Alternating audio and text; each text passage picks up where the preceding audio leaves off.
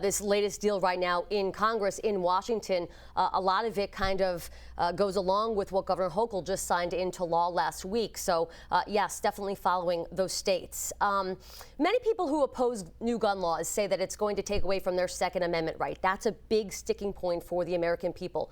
Most of those people, though, don't fall under these categories of change, right? With background checks, some of them are just good people who want to own guns to defend themselves. So how do those people either get on board or not? Dr. Sathya? Yeah, at the end of the day, I'll reiterate this. This is not really about the Second Amendment. Right? We have to look outward at other countries.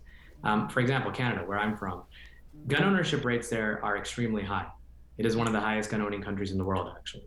But because of common sense, public health type policy, right, safe storage laws, licensing, background checks, they have a drastic reduction in gun violence compared to the US. So there is a way to have responsible gun ownership. And I will say that the biggest advocates for what we're talking about are gun owners across the country. We often lose that message, right? We're not as divided as we think.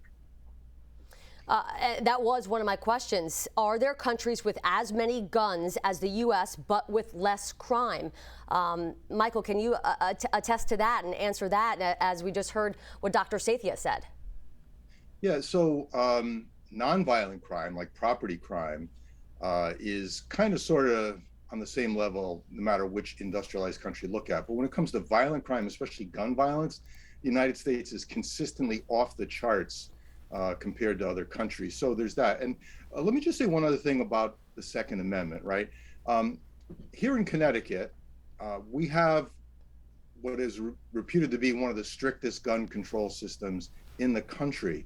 But law-abiding gun owners can buy guns and can keep them and can use them. I mean, there's no restriction on them. I think the goal of public policy has to be to acknowledge the fact that there are way more guns in circulation in this country than there are responsible gun owners. And the goal should be to narrow that gap. And I think that's what you're seeing being proposed. I was in the legislature for 24 years in Connecticut. I worked for the governor for 8 years doing criminal justice stuff. Never once did anyone propose confiscating anybody's guns, right? It's always been, how, as the doctor just mentioned, in Canada, there's a way to do this to ensure that people's constitutional rights are respected, but at the same time, guns are much less likely to fall into the hands of dangerous people.